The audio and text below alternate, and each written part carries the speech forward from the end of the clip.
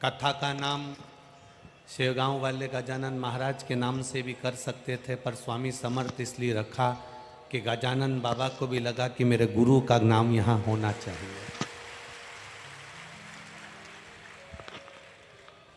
शिव के अवतार, दत्त के अवतार श्री स्वामी समर्थ हैं। शिवजी के अवतार, दत्त के अवतार श्री गजानन महाराज भी हैं। दोनों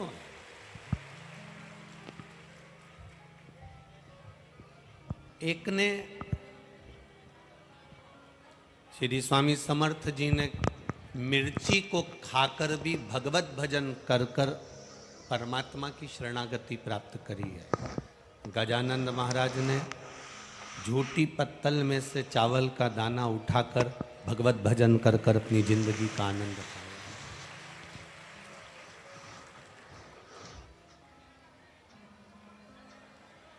स्वामी समर्थ का नाम लेना भले दुनिया के लोग भूल जाएं, पर जो स्वामी समर्थ जी देकर गए हैं वो दुनिया के लोग कभी नहीं भूल सकते।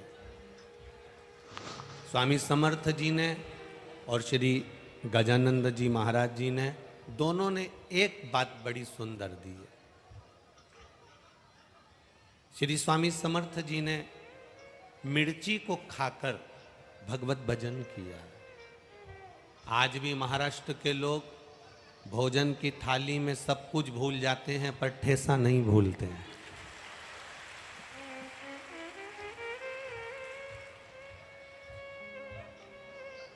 मेरे स्वामी समर्थ जी ने कहा था, मिर्ची खाकर जीवन जी लेना, पर किसी को ठेस मत पहुंचाना, इसलिए उसका नाम ठेसा है।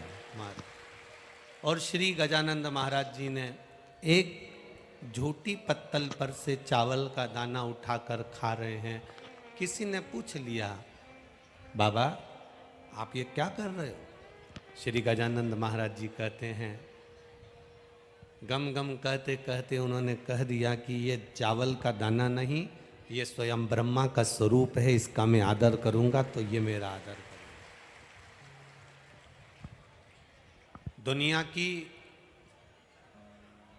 सबसे बड़ी रसोई, दुनिया की सबसे बड़ी अन्नशाला, दुनिया की सबसे बड़ा भंडारा, दुनिया का सबसे बड़ा भोजन, दुनिया का सबसे सुंदर रसोई घर अगर चलता है तो श्री गजानन महाराज के चरणों में ही चलता है।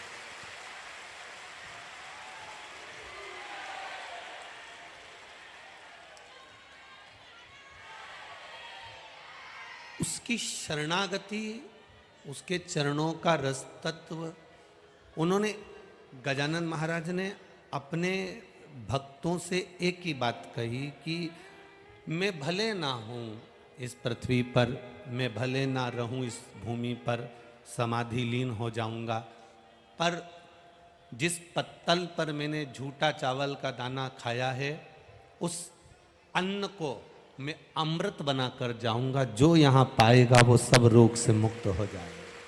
वो अमृत तत्व संत की वाणी, गुरु की वाणी दे जाती है। पूरा महाराष्ट्र,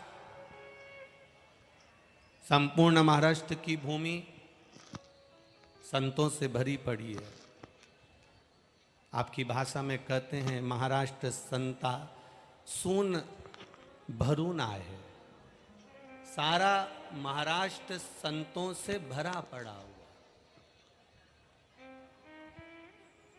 और यहाँ जितने लोग कथा सुनने आए हैं ये भी संत हैं, क्योंकि बहुत दूर पार्किंग हो जाती है, वहाँ से पैदल पैदल पैदल पैदल पैदल पैदल चलते चलते मंजिल तक पहुँच जाना और बैठकर कथा को श्रवण कर लेना, ये किसी संत का ही लक्षण है, किसी दूसरे का नहीं है।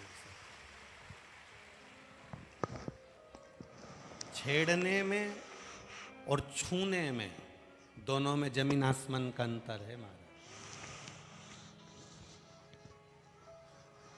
काय में जमीन आसमान का अंतर है, छेड़ने में और छूने में जमीन आसमान का अंतर है। छेड़ने में जूता मिल जाता है और चरण छूने में आशीर्वाद मिल जाता है, दोनों में अंतर। किसी को आपने छेड़ दिया, किसी को आपने अपशब्द कह दिया, किसी को आपने ताना दे दिया, किसी को अपशब्द कहा, किसी को कुछ कह दिया, तो कोई आपको मार सकता है, कोई आपको अपशब्द कह सकता है, कोई आपको ताना दे सकता है, कोई आपको गाली दे सकता है। पर जो मार्कंडे बाबा जैसा नियम बनाकर चलता है कि चरणों को प्रणाम करना है, चरणों में झुककर नमन करना है, दंडवत करना है, प्रणाम कर कर चलना है, जिसने अपनी जिंदगी में चरण को छूना सीख लिया, जिसने झुकना सीख लिया, जिसने प्रणाम करना सीख लिया,